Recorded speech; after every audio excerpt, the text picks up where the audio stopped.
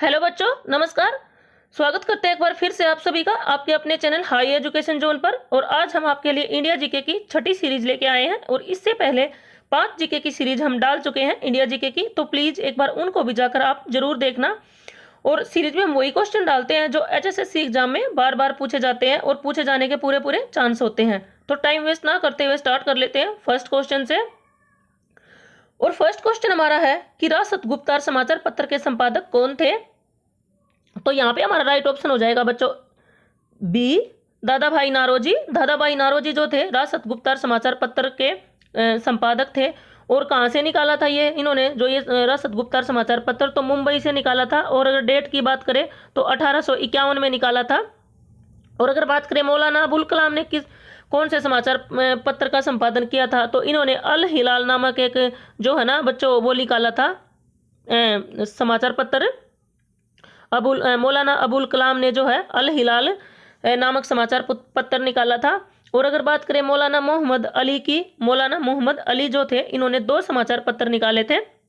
एक कामरेड, और कामरेड की अगर भाषा पूछे तो वो थी अंग्रेजी। अंग्रेजी भाषा में इन्होंने जो है कामरेड निकाला था मौलाना मोहम्मद अली ने, और 1911 में निकाला था।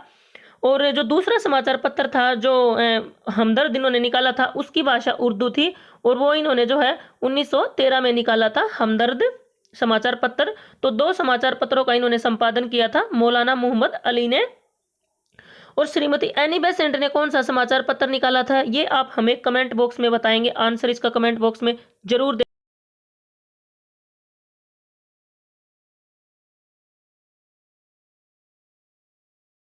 जो है अंडमान निकोबार द्वीप समूह में स्थित है। राइट ऑप्शन हमारा हो जाएगा सी, अंडमान निकोबार द्वीप समूह है।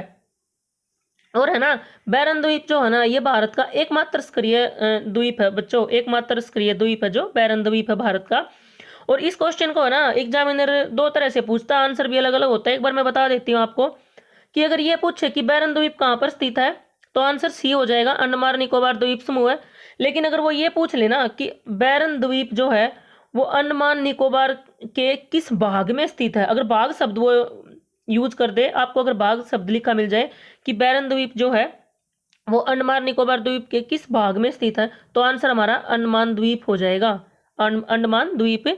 और ना एचएसएससी एग्जाम में ये पूछा गया था सब इंस्पेक्टर के पेपर में, तो बहुत इंपॉर्टेंट क्वेश्चन है ये। नेक्स्ट क्वेश्चन है कि वेमनाड झील किस राज्य में स्थित है। और वेमनाड की जगह है ना बच्चों वेमनाड भी लिखा मिल जाता है कई जगह पे, एक ही बात है। तो यहाँ पे हमारा राइट ऑप्शन हो जाएगा बी, केरल। केरल में जो है ये झील स्थित है। और ये है ना भारत की सबसे लंबी झील है। और अगर प्रॉपर जगह का नाम पूछे तो कोयट्टम, कोयट्टम जो है एक जिला है केरल का, कोयट्टम, वहां पे ये जो है ये झील स्थित है। नेक्स्ट क्वेश्चन है कि तात्या टोपे को पकड़वाने में उनके किस साथी का हाथ था। तो राइट ऑप्शन हमारा हो जाएगा बच्चों ए, राजा मान सिंह। राजा मान सिंह जो थे वो तात्या टोपे को पकड़वाने में इन्होंने अंग्रेजों का साथ दिया था। इन्होंने गद्दारी की थी तात्या टोपे के साथ और गुप्त सूचना दी थी। तात्या टोपे जो अपने शिविर में सो रहे थे उस टाइम, और उसी टाइम अंग्रेजों ने उनको जो है गिरफ्तार कर लिया था। और तात्या टोपे का जन्म कहाँ हुआ था, तो इनका जन्म जो है ना महाराष्ट्र के नासिक जिला जो है ना वहाँ के येवला गांव में हुआ था तात्या टोपे का जन्म। तो एक क्वेश्चन के साथ हम आपके कई क्वेश्चन जो है कवर करवाते रहते हैं। नेक्स्ट क्वेश्चन है कि विश्व मलेरिया दिवस कब मनाया जाता है। तो राइट ऑप्शन हमारा हो जाएगा बच्चों यहाँ पे ए, 25 अप्रैल। 25 अप्रैल को जो है विश्व मलेरिया दिवस मनाया जाता है। नेक्स्ट क्वेश्चन है चंद्रगुप्त प्रथम के पुत्र का क्या नाम था। और ये क्वेश्चन है ना बच्चों हद से ज्यादा बार पूछा जाता है, बार बार ये पेपर में रिपीट होता रहता है। तो यहाँ पे हमारा राइट ऑप्शन हो जाएगा डी, समुद्रगुप्त। चंद्रगुप्त प्रथम के पुत्र का नाम जो है वो समुद्रगुप्त था। और समुद्रगुप्त को है ना बच्चों भारत का नेपोलियन भी कहते हैं। और अगर बात करें ईरान का नेपोलियन किसे कहते हैं, तो ईरान का नेपोलियन नादिर शाह को कहते हैं। और इस क्वेश्चन में ना बहुत ज्यादा कंफ्यूजन रहती है कि कौन जो है चंद्रगुप्त प्रथम था, कौन चंद्रगुप्त द्वितीय था, कौन अंतिम था। तो यहाँ पे कंफ्यूजन रहती है, कंफ्यूजन रहती है बच्चों यहाँ पे। तो मैं एक बार अच्छे से बता देती हूँ। चंद्रगुप्त प्रथम था ना जो, इसका पुत्र तो समुद्रगुप्त था। और इसके 2 पुत्र थे चंद्रगुप्त प्रथम के, एक तो समुद्रगुप्त और दूसरा रामगुप्त। 2 पुत्र थे इसके चंद्रगुप्त प्रथम के, रामगुप्त, समुद्रगुप्त। और समुद्रगुप्त का पुत्र कौन था, तो चंद्रगुप्त द्वितीय है ना जो, ये समुद्रगुप्त का पुत्र था। और चंद्रगुप्त द्वितीय का पुत्र कौन था, तो वो कुमारगुप्त था। तो यानी कि चंद्रगुप्त प्रथम के दो पुत्र थे, रामगुप्त, समुद्रगुप्त, और समुद्रगुप्त का पुत्र ये था, और चंद्रगुप्त द्वितीय का पुत्र ये कुमारगुप्त था। और है ना जो चंद्रगुप्त द्वितीय था ना, इसके कई नामों से जाना जाता है इसको। चंद्रगुप्त द्वितीय का जो है चंद्रगुप्त महान भी कहा जाता है, चंद्रगुप्त विक्रमादित्य भी कहा जाता है। तो ये तीनों नाम इसी के हैं, कंफ्यूज मत होना आप। और विक्रमादित्य इसको इसलिए कहते हैं क्योंकि इसने विक्रमादित्य की जो है उपाधि धारण की थी।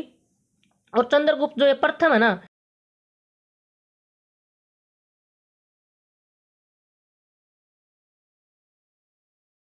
उत्कच था। तो अच्छे से मैंने आपको समझा दिया है। नेक्स्ट क्वेश्चन है, कनिष्क की राजधानी थी। तो यहाँ पे हमारा राइट ऑप्शन हो जाएगा ए, पुरुषपुर। पुरुषपुर जो है वो कनिष्क की राजधानी थी। और अब ये कहाँ पे है पुरुषपुर, तो अब ये पेशावर में है। और पेशावर कहाँ पे है, वो पाकिस्तान में है। नेक्स्ट क्वेश्चन है, तात्या टोपे को किस दिन फांसी दी गई। तो राइट ऑप्शन हमारा हो जाएगा बच्चों यहाँ पे बी, 18 अप्रैल 1859 को जो है इनको फांसी दे दी गई थी। और 15 अप्रैल को जो है घोषणा हुई थी। दो अलग अलग क्वेश्चन है कि तात्या टोपे को फांसी किस दिन हुई थी, तो 18 अप्रैल जो है 1859 को। और तात्या टोपे को की फांसी की जो घोषणा कब हुई थी, तो 15 अप्रैल 1859। तो मैंने अच्छे से कवर करवा दिया इस क्वेश्चन को भी। नेक्स्ट क्वेश्चन है कि झीलों का देश किसे कहते हैं। तो यहाँ पे हमारा राइट ऑप्शन हो जाएगा बच्चों सी, फिनलैंड को जो है झीलों का देश कहते हैं। नेक्स्ट क्वेश्चन है, किसी भी वेबसाइट का पहला पेज क्या कहलाता है। तो राइट ऑप्शन हमारा हो जाएगा यहाँ पे डी, होम पेज। किसी भी वेबसाइट के पहले पेज को जो है हम होम पेज कहते हैं। नेक्स्ट क्वेश्चन है कि नमक का पीएच मान कितना होता है। तो राइट ऑप्शन हमारा हो जाएगा बच्चों सी, 7 जो है नमक का पीएच मान है। और 2.4 है ना ये लेमन का पीएच मान है, 7.4 रक्त का पीएच मान है, और 6.4 जो है ना ये है दूध का पीएच मान, दूध का। और है ना ये पीएच मान है ना थोड़े थोड़ा, मतलब ज़्यादा नहीं, थोड़ा थोड़ा ना, अलग अलग बुक में थोड़ा सा अलग अलग लिखा रहता है, तो ध्यान रखना। और ना पेपर में बार बार भी पूछा जाता है, ये हद से ज़्यादा बार पूछा गया, ये क्वेश्चन रिपीट होता रहता है। नेक्स्ट क्वेश्चन है कि फलों का अध्ययन क्या कहलाता है। तो यहाँ पे हमारा राइट ऑप्शन हो जाएगा ए, पोमोलॉजी। पोमोलॉजी जो है फलों का अध्ययन कहलाता है। और अगर बात करें एंथोलॉजी की, तो फूलों का अध्ययन है ना वो एंथोलॉजी, जैसे फलों का अध्ययन पोमोलॉजी कहलाता है, तो फूलों का अध्ययन जो है वो एंथोलॉजी कहलाता है। नेक्स्ट क्वेश्चन है, हम भारत के लोग शब्दों का प्रयोग संविधान में कहाँ किया गया। तो यहाँ पे हमारा राइट ऑप्शन हो जाएगा सी, प्रस्तावना। हम भारत के लोग, ये जो शब्द है ना इनका प्रयोग संविधान में कहाँ किया गया था, तो प्रस्तावना में किया गया था। और ये है ना जो डिप्टी रेंजर के एग्जाम में पूछा गया था, ये क्वेश्चन बहुत इंपॉर्टेंट क्वेश्चन है। और जो एनसीईआरटी की बुक है स्टार्टिंग में ही लिखा मिलता है बहुत। तो नेक्स्ट क्वेश्चन है कि सूफी परंपरा में मुरीद का क्या मतलब है। तो यहाँ पे हमारा राइट ऑप्शन हो जाएगा बी राइट ऑप्शन हो जाएगा, शिष्य। सूफी परंपरा में जो है शिष्य को क्या कहते थे, मुरीद कहते थे। नेक्स्ट क्वेश्चन है, शेरशाह सूरी की मृत्यु कहाँ हुई। तो शेरशाह सूरी की मृत्यु बच्चों कालिंजर में हुई थी। तो राइट ऑप्शन हमारा यहाँ पे सी रहेगा, कालिंजर में जो है शेरशाह सूरी की मृत्यु हुई थी। नेक्स्ट क्वेश्चन है, किस पर्वतीय स्थल को सतपुड़ा की रानी कहते हैं।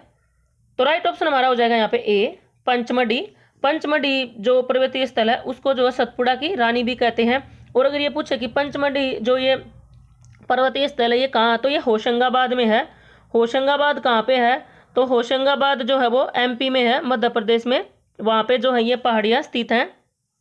नेक्स्ट क्वेश्चन है, हीराकुंड बांध किस नदी पर स्थित है। तो यहाँ पे हमारा राइट ऑप्शन हो जाएगा डी, महानदी। महानदी पर जो है हीराकुंड बांध स्थित है। और अगर जगह का नाम पूछे प्रॉपर, तो उड़ीसा में है। और उड़ीसा में भी संबलपुर जिला है, संबलपुर जिला उड़ीसा में, वहाँ पे जो है हीराकुंड बांध स्थित है। नेक्स्ट क्वेश्चन है, जिम कॉर्बेट नेशनल पार्क कहाँ पर स्थित है। तो राइट ऑप्शन हमारा यहाँ पे रहेगा बच्चों बी, उत्तराखंड। उत्तराखंड में जो है जिम कॉर्बेट नेशनल पार्क स्थित है। नेक्स्ट क्वेश्चन है, इनमें से कौन सी लागत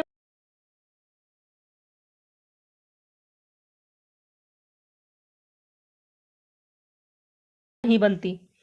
नेक्स्ट क्वेश्चन है, डूबी लागत का अर्थ क्या है।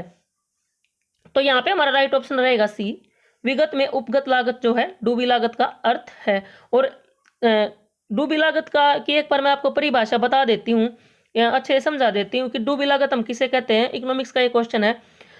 जब हम किसी काम में पैसा लगाते हैं ना, जैसे कि हमने किसी काम में पैसा लगाया और उसका रिफंड हमें ना मिले, तो हम क्या करते हैं, उसमें और पैसा खर्च कर देते हैं ताकि हमें हानि ना हो, लॉस हमें ना हो। तो उसे ही जो है ना हमें डूबी लागत कहते हैं। एग्जाम्पल के तौर पे जैसे हम कहीं घूमने जा रहे हैं, जैसे हम बेंगलुरु घूमने जा रहे हैं और हमने एरोप्लेन की टिकट कटा ली, जैसे 10,000 रुपये में जो हमने एरोप्लेन की टिकट बुक करवा ली। और फिर हम अगला हमारा कदम क्या होगा, जब वहाँ पहुँच जाएंगे तो हम होटल बुक करेंगे, फिर वहाँ पे भी हमारे पैसे लगेंगे, जैसे कि 5,000 रुपये लगेंगे। और क्या होगा कि जब हम टिकट बुक करवाते हैं तो हम बीमार हो जाते हैं, और हम बीमार हो जाएंगे तो फिर हम जा नहीं पाएंगे। तो हम सोचेंगे कि हमारे 10,000 रुपये तो वेस्ट हो जाएंगे। तो क्या करेंगे, हम फिर भी जाएंगे ताकि हमारे 10,000 रुपये वेस्ट ना हो। क्यों जाएंगे, ताकि हमारे 10,000 रुपये वेस्ट ना हो। और फिर हम वहाँ जाएंगे तो यानी कि 5,000 रुपये हमारे और भी लगेंगे फिर होटल में जब हम बुक करेंगे। तो यानी कि उन 10,000 रुपये को बचाने के लिए हम 5,000 रुपये और लगा रहे हैं, यानी कि और भी हमारा नुकसान हो रहा है। तो इसीलिए इसे डूबी लागत कहते हैं। नेक्स्ट क्वेश्चन है, भारतीय संविधान की अनुसूची में राज्य और केंद्र शासित प्रदेशों की सूची है। तो राइट ऑप्शन हमारा रहेगा यहाँ पे पहली जो अनुसूची है उसमें जो है केंद्र शासित प्रदेश और जो राज्य हैं इनके बारे में बताया गया है। नेक्स्ट क्वेश्चन है, बालू और पानी के मिश्रण को किस प्रक्रिया द्वारा अलग किया जा सकता है। तो यहाँ पे हमारा राइट ऑप्शन रहेगा डी, निस्पंदन। निस्पंदन की जो प्रक्रिया है उसके द्वारा जो बालू के ठोस कण है और पानी के मिश्रण को जो है अलग अलग किया जाता है। नेक्स्ट क्वेश्चन है, रेडियोधर्मी पदार्थ से क्या नहीं निकलता। तो यहाँ पे हमारा राइट ऑप्शन हो जाएगा बी, आपतित किरणें जो है रेडियोधर्मी पदार्थ से नहीं निकलती, बाकी बीटा किरणें, गामा किरणें, अल्फा किरणें जो है रेडियोधर्मी पदार्थ से निकलती है। और अपतित किरणें क्या होती हैं कि प्रकाश स्रोत से जब किसी दी गई सतह पर पड़ने वाली प्रकाश किरणें है ना, जो यानी कि एक बार दोबारा बता देती हूँ, प्रकाश स्रोत से किसी दी गई सतह पर पड़ने वाली प्रकाश किरणें ही आपतित किरणें कहलाती है। परिभाषा मैंने आपको यहाँ पे बता दी है। नेक्स्ट क्वेश्चन है, विज्ञान की वह शाखा जिसका संबंध मानवीय आंखों द्वारा देखे गए प्रकाश की माप से है। तो यहाँ पे हमारा राइट ऑप्शन हो जाएगा सी। और ये जो क्वेश्चन है ना क्लर्क वाले एग्जाम में पूछा गया था, तो इंपॉर्टेंट क्वेश्चन है। राइट ऑप्शन हमारा सी हो जाएगा, फोटोमेट्री। नेक्स्ट क्वेश्चन है, कराधान के नियम किसके द्वारा निरूपित हैं। तो यहाँ पे हमारा राइट ऑप्शन हो जाएगा ए, एडम स्मिथ। कराधान के जो नियम हैं वो एडम स्मिथ के द्वारा निरूपित हैं। और अगर वीडियो अच्छी लगी हो, पसंद आई हो, तो प्लीज़ एक लाइक और शेयर करके जरूर जाना। और अगर चैनल पे नए हैं तो सब्सक्राइब कर लेना। बहुत मेहनत से हम आपके लिए वीडियो बनाते हैं।